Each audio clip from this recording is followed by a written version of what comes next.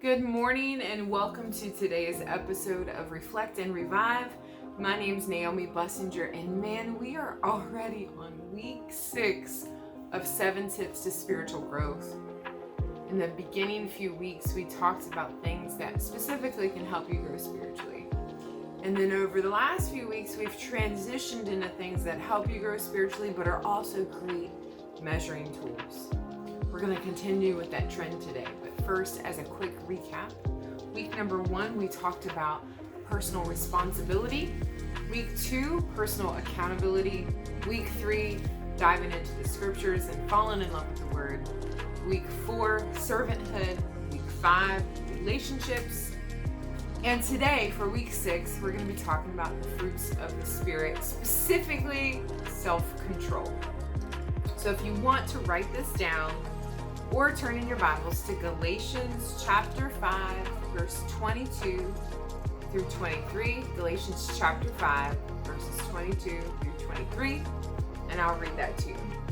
But the fruit of the Spirit is love, joy, peace, patience, kindness, goodness, faithfulness, gentleness, and self-control. What amazing qualities, right?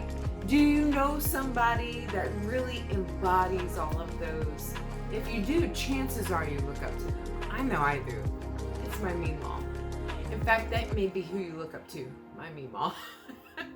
She's amazing. I know I'm biased, but I've spent so many years of my life saying, oh, I just want to be like Meemaw. You know, she's so spiritually mature. And she's just, in my mind, she's got it all going on. Now, I know, I have her on a pedestal. She's got flaws. She's got her own, issues and problems that I'm sure she wishes that she was better at.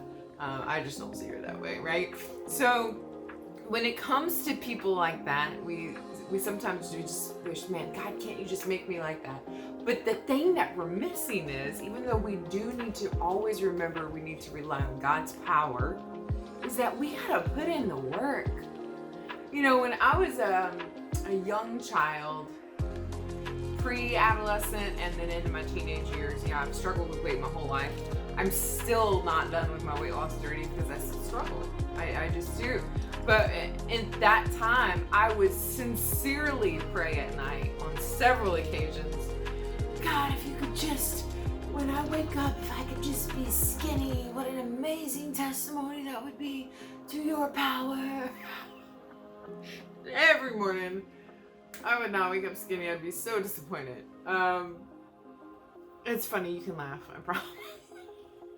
But the thing is, you gotta put in the work, right? You're not gonna just, Naomi didn't just wake up skinny because there was issues with food and choosing food over life. And if we really look at things that our flesh man has control over, oftentimes we can say that. So let's say, for example, and I'm going to talk about this, and I'm not talking about this to offend you.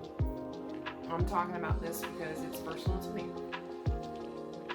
If your struggle is not medical, but if your struggle is overweight due to simply your addiction to food, you have to come to a place in which you can say, I'm going to choose life over food.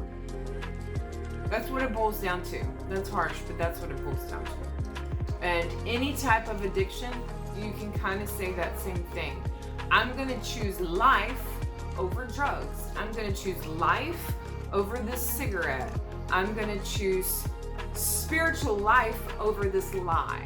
You get what I'm saying? So there's a distinct place that we come to in which there's a choice that is our personal responsibility, where we have to put in the work.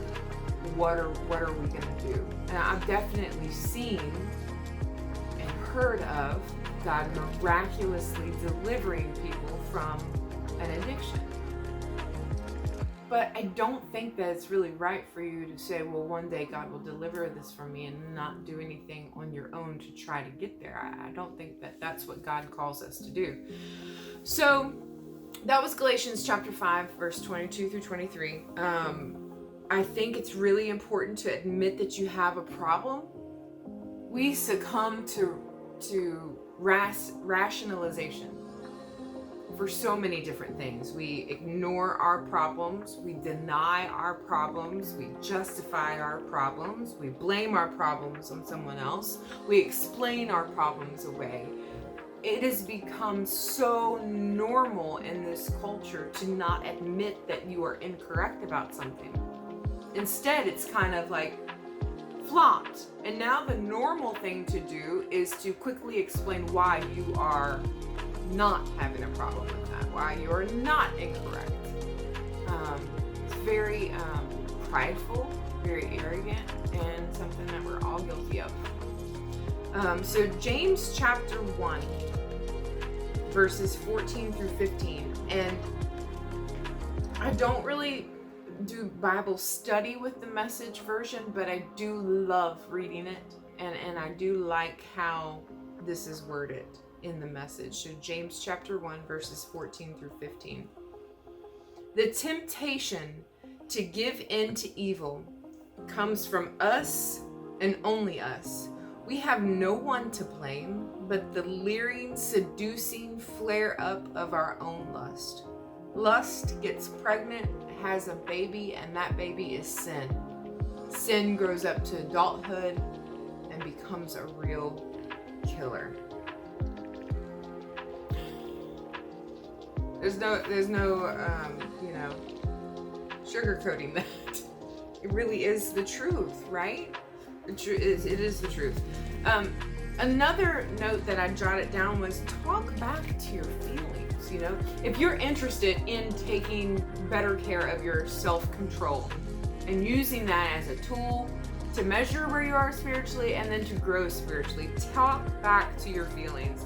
Do not allow your mood to manipulate you. There are many, many great books out there to help with this. And it's really on the topic of emotional intelligence. Identifying why you're feeling the way that you're feeling. Not just what's going on here, but your surroundings, maybe your workplace, maybe family situations, but identifying why and slowing down. The Bible tells us in several different places, be slow to speak. Okay, so emotional intelligence is about really slowing down our actions, our decisions, our word choices, and really thinking through the reality of what's going on. So I highly recommend books on emotional intelligence. Sorry, I got sidetracked. But do not allow your moods to manipulate you. God's grace gives us the power to do what's right. So if you look at Titus chapter 2, verses 11 through 12, it says, "For God has revealed his grace for the salvation of all people. This grace instructs us to give up ungodly living and worldly passions and to live self-controlled, upright, and godly lives in this world." So we started off in Galatians talking about the fruits of the Spirit, and the last fruit of the Spirit was self-control. And then we have Titus as well talking about how God has called us. If you're watching this, if you're a believer, you are called to live a self-controlled, upright, and godly life in this world. So if God's grace gives us the power to do what's right, then we cannot allow our moods to manipulate how we feel. We allow God's grace to flow through us and help us with how we feel. Avoid temptation. This is self-explanatory, but something that sometimes we struggle with. Avoid temptation. We got to think through our problems. We got to plan in advance. Sometimes this is going to cause us to require a change. That may be a relational change. Is there someone in your life that's causing you to struggle with the same sin over and over and over again? Even if that sin is just simply a lack of self-control, like you're not growing at all. You're staying in these same circles of drama and gossip and places where you just know you shouldn't be. A relational change is needed. Sometimes this may require an environmental change. You know, is your workplace not helping you at all with your spiritual growth? Or your constant family environments. I'm not saying with your workplace go out and quit your job. I'm just saying, like, think about it. Maybe you need to find a better place for yourself. Sometimes it requires both relational and environmental changes. Ephesians chapter 4 verse 27 simply says, don't give the devil an opportunity. And last but not least, it's most important again to also depend on God's power. It's a balancing act. Depend on God's power. We are not enough to get there on our own, but we also have to take responsibility for our choices and our actions back from week 1 and take control of self-control. Refuse to give in. Talk back to our moods. Talk back to, our mind when it says, talk about this person, be mad at this person, scowl at this person, don't say hi to this person, give in to this addiction, lie again, eat again, smoke again, do these drugs again, cheat again. We have to take control to those things and say, no, I am a child of God. I do not have to give in to that stuff. And I'm going to leave you with this last. I didn't get any shorter on my time. I'm sorry. A quote. There is no magic formula for self-control. Self-control is much easier for some.